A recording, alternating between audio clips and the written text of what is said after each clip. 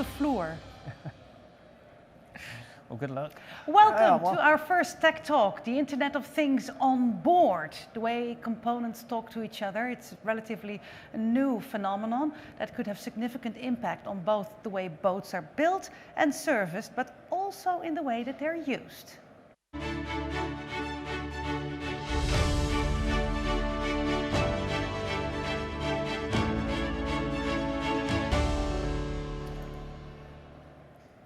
Joining me today for our discussion on how remote monitoring and the Internet of Things could revolutionize product development is my co-host Ed Slack, editor of IBI magazine. Welcome, Ed. Thank you, Pernilla. Good to see you in real. Likewise, it's nice to see you in touching distance, so fantastic. And what a lovely studio. Isn't it marvelous? Yeah, and that all on the show floor here. It's fantastic. You get the atmosphere through the windows, it's lovely. Yeah, really, really good. So how are you? I'm good. I'm glad to be here. Yeah. I think, everyone on the show floor is glad to be here, having a good time. It's like old times, almost, We're getting back to normal slowly but surely. Yes. It's positive, yeah. Yes. We'll be, flowing into the different journeys that you're making technically, right? Yeah, I mean, we're going to talk about remote monitoring and the Internet of Things. It's very easy to get to drill down too quickly on these things, I think, and get very technical. I'd like to sort of zoom out a bit and talk about not just a service journey, but maybe the user journey, the customer journey, what that'll mean for our industry going forward, and how, obviously our guests can help us talk about that and help explain what that will mean for the industry. What do you mean exactly with the user journey? Is that more or less the way people use boats? Or? Well, yes, that partly. I think the user journey, we shouldn't just see it as once you're on board, how you can use the boat and easy boating. I also think, you look at remote monitoring, Internet of Things, it's the user journey from the day they decide to, I'm interested in getting a boat, let me step on board, let me go to a dealer, and then that journey experience should be a positive one from the very beginning, right through to the very end when they're saying, I've had a really good time, I want to upgrade now, I want to sell my boat and upgrade to a bigger boat. And I think that whole user journey, that's what I'm interested in talking about with the guys today. Yeah, exactly. Okay, well, and for our viewers, if you have any questions, you can send them in the chat at Metstrade Connect and we will answer them, of course. So Ed, could you please introduce us to the guests that you have brought to this conversation? Yes. Why are they so important to be here? Well, first off, joining us in the studio is Pontus Fernstrom, who is EMEA Marine Segment Lead for Garmin. Yes.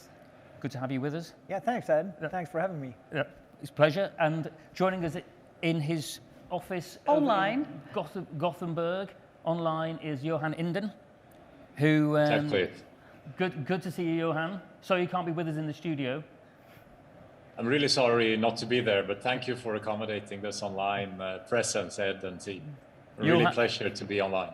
Johan Inden is the president of the marine segment for Volvo Penta. Yes. So, first off, guys, thank you for joining us. And a big congratulations as you're both Dame winners. Thank you. As of this morning. Yeah. Thank you very much. Yeah. And it's rather timely because the products that they won their Dame category, Garmin won Dame category winner for your vessel. Yeah, it's the Garmin surround view system, which is a surround view camera system that gives you full visibility around your vessel at all times. And of course, Volvo Penta got the overall category winner for your assisted docking system. Yeah, we've just seen that. We're really proud to receive that recognition. They are just behind us. I can see them as we speak in the studio. They're just behind us in the studio. It looks fantastic. They're obviously great products, and it's really relevant that we're going to talk about a little bit about them today. But I thought we'd start off talking Pontus, remote monitoring. What does it mean to sort of Garmin? What are your thoughts on it? Well, I think we need to look at this in many different stages, of course. There is an R&D side of this, of remote monitoring, to make sure that we build the right things and we can also serve the customers back. And then it's also a feature and a benefit also for the end user of the actual product. So I think it's a chain of things that producers like ourselves, Volvo Penta and others, together with boat builders, can use those things to serve the end customer in a better way. So their experience is exactly what you were referring to a little bit earlier when you said it starts kind of online today in a different way. We also see that now that when people are actually entering the industry, it's marketing and everything around. The boating industry has gone more online. Yeah. So, and when you're online, then we are in the Internet of Things, and then it just evolved from there. Yeah, exactly. Yeah, I would say so. And Johan, as Volvo Penta, I know you guys have been working hard on this for a long time, and you can collaborate, you work closely with Garmin, amongst other partners. What are your views? Where do you stand on this? Well, first of all, I think together with Garmin and of course as Volvo Penta ourselves, we're guided by a very strong vision of making boating both easier for the user and as well more accessible for people. I think as an industry, we share a common goal of getting more people out boating. And then there are numerous technologies and features that we can use to lower the threshold of getting out boating, but also encourage people and enhance the experience. And I think you said it well in the beginning, Ed. It's about enhancing the experience. It's not only a technology track, so to say. I think assisted docking, as we talked about today, and even together with the Garmin surround view, kind of embodies a technology step to make boating easier and accessible. And then coming to what you would refer to as remote monitoring or being able to understand the status of your vessel, it's another track to lower the threshold and increase the comfort and safety of being on board. So to me, it's really an important piece in this overall vision of getting more people on the water, getting more people to enjoy the nice life at sea. Well, I mean, that is key. I mean, it's particularly pertinent at the moment because obviously what's happened in the last 18 months, we've seen a lot of new people coming into boating. Exactly, there's a real boost. Yeah, a huge boost. I mean, sort of Brunswick was saying sort of 30% of their new customers in the last 12 months have been new customers who are completely new to boating. Yeah. Another generation of boating. I mean, I want to say that Tesla generation, how does Garmin react to that? How do you guys, how does that impact you? Well, I think it's impacting everybody in the industry, really, because we have now a kind of a new generation of boaters that are stepping in, and that might have different needs, different desires, what they would like to do, how they would like to do the product, and they are a younger generation. They are not as conservative maybe like the elderly marine generation is. Yeah. So I think all of companies here within the sector needs to cater to these new things that's happening in the market, and their needs might be totally different from what we think their needs are. So we just need to be catering to this, as we call it, the Tesla generation, the younger crowd that expects downloads and knowing everything from your cell phone. That's normal to them. That might not be normal to a lot of states in the industry. Well, on the other hand, I would say, okay, of course you have to be catering towards this new generation. On the other hand, you still need some certain basic background in going on waters. I mean, if you're totally new to it, if anything breaks down, you should be capable still of getting yourself out of maybe a difficult situation. Yeah, definitely. Yeah. But also with the new technology, this new generation also expect sometimes that problem to solve itself, because you're connected to the internet and somebody's going to give you a phone call and say you need to do this so that you can get back home again. So. That would be lovely. Yeah. So is it really all about serving the customers then? I think it's like I said earlier, it's kind of different levels. It's serving the customers, of course, and being a part of the customer journey across their whole boating experience. Like Ed was talking about earlier, about when you actually, from the first day when you walk in and you're thinking of buying a boat and you upgrade your boat and so on, and giving services across the whole journey. And then there are multiple layers in this. There is the boat builders that needs to make sure that they provide the right services. Then it's the end customers that are demanding certain services. But knowing all of this, then you have the possibility to deliver what the boat builder needs, what the end customer needs, and also from an environmental standpoint, when it comes to recycling and doing things that we also can start collecting stuff back and become a greener industry. Well, as he's describing it, I mean, technology, it will ask much more of technology. It is, but I think what's key here, what Pontus is referring to, I think, is that we need some more joined-up thinking. You know, we need to, it's not about a company creating one product that does a really good job. and then another company creating another product does a really good job. It's Right. about how those products talk to each Yeah. other, and how, importantly, as Johan refers to, how it's not just about technology, it's about how that technology works for the consumer and how it makes their life easier. You know, that's what's really critical. Now, Johan, you guys have been, you collaborate across not just the marine sector, across lots of industries. What are your learnings, some other industries that you work within, some of this journey, some of this customer journey? What are you learning? But I think first of all, and what you've already touched upon, you need to understand the value you want to serve the customer with, so to say. What is it that you would like to achieve? And as long as we share that vision among the different players and actors or people and companies that can collaborate, we can share that vision and drive towards the same target. That is the fundamental fact that has made us successful in a number of partnerships, really understanding the customer value and then working outside in when seeing what level of integration do we need, for example, with our partner Garmin in the studio today, what level of integration do we need towards or between, if you look at just our product, the engine, the helm station, the drives, and how does that integration enable the next level of service? Yeah. I mean, one of the basics behind assisted docking is that all the infrastructure is already there.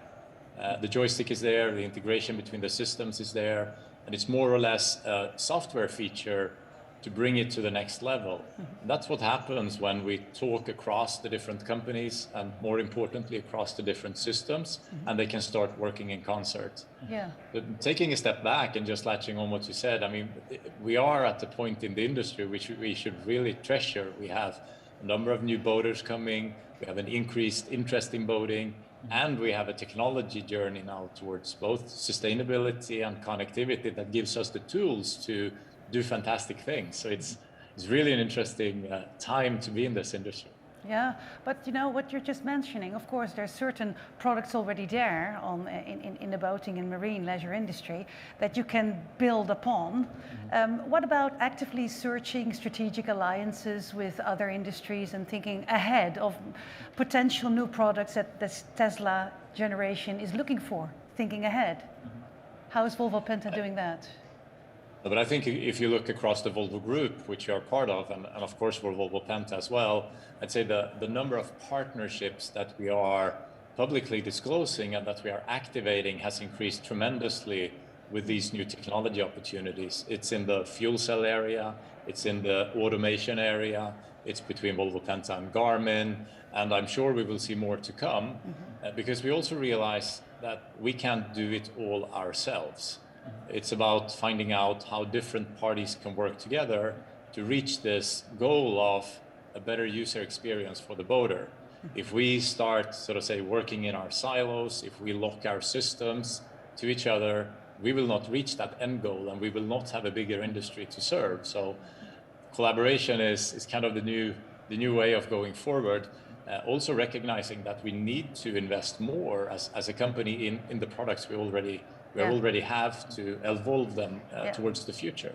I see here your co-colleague Johan, Pontus, is wanting to respond to that too. No, I don't want to respond. I was more thinking about exactly alluding what Johan was saying is that when we talk about the product that we actually won with today, the assisted docking and the surround view from Garmin, two great technologies, but then we have a collaboration between our companies, and when you actually use those two together, you get this superb user experience, working from the outside in of what do we want to deliver to the customer, what we want to take away the stress and what could be stressful when you're docking a boat. What building blocks do we have? And when we are partners like Volvo Penta and Garmin is, and we take it's almost like 1 + 1 = 3 here, because the user experience is fantastic when we do these type of partnerships. Yeah, well, what about that in this industry, Ed? If you're thinking about this strategic alliances, is every company open to that actually? Well, I think we were discussing a bit earlier, but I think we are a conservative industry. Yeah. I think we're made up of predominantly of small to medium-sized businesses that are very protective over their intellectual property and are very concerned. It's no surprise that Volvo Penta perhaps is open-minded and forward-looking in that regard. But I think it's happening more and more. I think it's got to happen, hasn't it? More collaboration in the industry. Yeah, I 100% agree with you. I think like Johan alluded to as well, you can't build everything by yourself. Yeah. Exactly. Sometimes you need to find the right strategic partners and sit down around the table and discuss what does the market want and go and figure out how to deliver it. Yeah, and do that together. Johan, judging by the discussions we've been having at Metstrade, it seems like technology is accelerating, or does it just seem like that? No, it's definitely a fact. If I just, we can take it inside out and look at what's the sheer amount of money, energy, time that we are spending in evolving the technologies, and what's the breadth of technology at hand right now. It is expanding, and it's I said it to Ed when we discussed before this. It's really a pivotal time for the marine industry. We've seen the passenger car industries and many industries. So they're growing from the accessibility of new technologies. I think we are right at the start of that, and we will have a fantastic decade ahead when we bring those technologies to the marine industry as well. Mm-hmm. So for sure, there is more pieces to the puzzle which have matured enough to be ready for our industry as well. Nice. It was interesting, I thought, on the DAME award presentation, Yeah. Chair of the DAME judges, Yes. Andre Hook, mentioned this morning that he thought that given what's happened over the last 18 months, the lockdowns, and he thought that perhaps R&D pace has increased because of people giving it the focus. They've had time to focus on R&D. But I wondered whether that as a little bit, they've had to get involved in more R&D because of the issues that we've had with supply chains and stuff. I mean, what do you think about that, Pontus? I mean, Yes, I mean, you're right. I mean, there's no secret to anyone. There's been supply chain issues around the globe in all markets and in all sectors. And of course, some of the R&D timing that all companies are using has to be to maybe a little bit redesign your existing products just to keep them alive. So, but it has also given, I think, a lot of people more time to sit at home and figure out new stuff. So yes, it's going to be more R&D on old stuff maybe, but we will also see an outcome of R&D for new technologies and products as well. Yeah, it's interesting. We're talking now about R&D, and I have a viewer question that I believe is also about that. Yes, here it is. Are Volvo and Garmin spending more on R&D compared to, say, 3 years ago? Viewer's question. I would say yes. You would say yes? From Garmin's perspective, yes. Yes, and what about Volvo, Johan? It's a definite yes from our side as well. Yeah, exactly. Okay, and the follow-up question on that one is, do marine firms need to invest more in R&D? Well, I would suppose so, Pontus. Yeah, otherwise we wouldn't have answered yes on the previous question. Logical, yeah. But I mean, Garmin as a company and Volvo Penta as a company as well, we are a lot about the products. We need to make sure that we want to deliver the best products out there. And if you want to deliver a good product, it doesn't mean if it's hardware or software. If you want to deliver something that's really good, that demands R&D. And so, of course, the obvious question is, the answer is yes, and we will most likely spend even more in the future. Yeah, exactly. Johan? No, but first of all, starting out where Pontus stopped, the ambition from our company for the future is to continue growing and be part of a growing industry.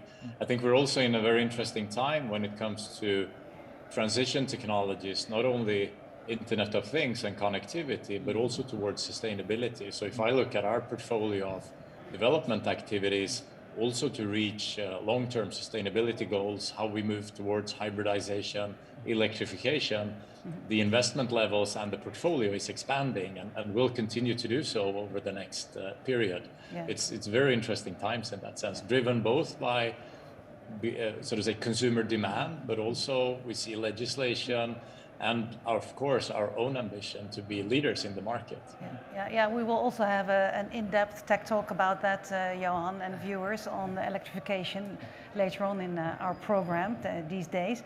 But what you just touched upon, Johan, and I think Ed, you also know more about that. I just wanted to come back to what Johan said about it's the customer that's changing, and I think that's key to this. Is that the rate of R&D is perhaps being driven by this new customer. We talk about these young, the Tesla generation, and they don't just think that a nice product, or that's nice to have, they expect it, and they expect it to work really well.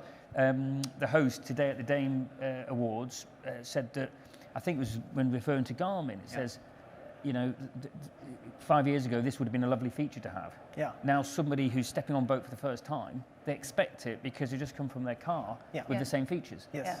You know, and I think that demanding consumer, we need to answer them because all these young consumers are going to walk away if we don't. Yeah. What about connectivity then? Because there is a huge expectation there as well, I think, from the consumers thinking, okay, I'd just like to have my luxury experience on board, being connected, being able to download, all those kind of things. Yeah, and I think that has multiple ramifications for all aspects of our industry, how we stay connected, and you know, we're going to talk about connectivity in another Metstrade next tomorrow, I think. Yeah.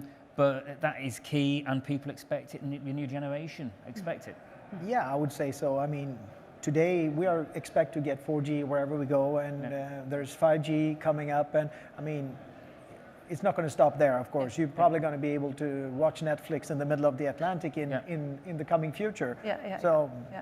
Well, seeing all these aspects of change and the demand of consumers and the enormous boost that's going on right now in the industry, would you say it's actually a pivotal moment for your industry?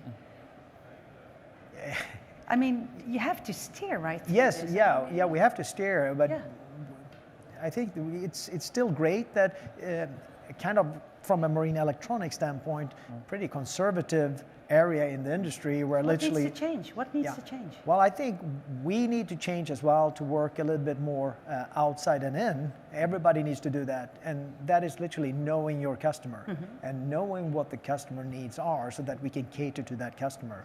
And for us, as an example, I mean, we have the boat builder as a customer, but we need to look at what does the end customer actually demand, because that is what the boat builder will demand from us. And if we, together with the boat builder, can serve the end customer's needs when it comes to the full journey of ownership, maintenance, and all those things, and make a stressful life and come to what Johan was alluding to as well, the easy boating, because people are not boating that many days a year, so those days needs to be easy. Yeah, exactly. Well, Johan, you're shaking your head. You're saying yes to that. But thinking about what the customer needs, I mean, it could be kind of a black box. How do you know what is needed? How can you, in a conservative industry that's being mentioned conservative by Pontus, how can you change your mindset and take care that you really do know the customer's needs? Because that will be key, I guess.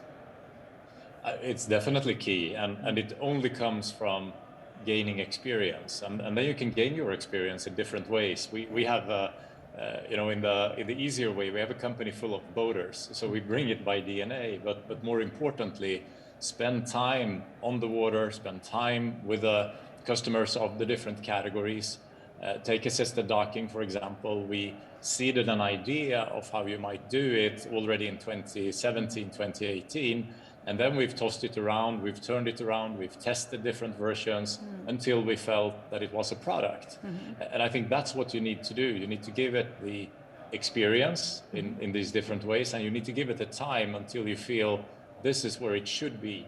And then we release, because I think, as we've talked about, we have a journey as an industry to be even more contemporary, but we also have a journey to make sure that we bring our already the experience we have on life on the water, because life on the water has a different safety aspect, has a different sort of say risk level than life on a road, because your car stands still, it stands still. On the water, there are many different dynamics. So as an industry, let's remember to bring our experience, what works on the water, always when we bring the new technology. Yeah. Seems really important. I mean, it's not just a matter of copy and paste that in that way. You cannot just copy the technology of car industry into boating industry without thinking of the safety aspect, of course. We always, in our industry, we always look up to the car industry, and you know, we think it's a path to follow, but there has to be that big caveat that it's not as simple as that. It's not, as Johan says, a car stops and it stops, you know. Yeah. So, but I just want a quick point about just being that consumer. It's interesting how there are, especially the last 18 months, with all what's happened, all the lockdowns, all the the way marketing has changed, and there's so many more ways now of companies accessing consumers in more dynamic ways. I'm thinking obviously through Twitter and YouTube and all these channels. Yeah. I mean, I was talking to friends of Garmin, Raymarine. They've got their Raymarine Live, and they're really pushing and getting connected with the end consumers. You know, they've always had a contact with end consumers, of course, but they had great relationships with boat builders, with their dealers, but now they're getting proactively to understand their customers a lot better. And I think that Raymarine, Garmin, Volvo, Penta are all leading the field with that, which is fantastic. So actually there is a change of mindset in the industry going on, you could say, right? And we've got more tools to get to them. Yes. We can do these YouTube things relatively cost effectively, and that's really exciting. Yeah. Yeah, and I think it's also, we have the tools, but also the end customers are quite eager to actually interact with us as well. It's this crowdsourcing kind of economy where people are happy to share their information and their data and so on, because they think they are contributing to the next generation of the product. Yes. So the accessibility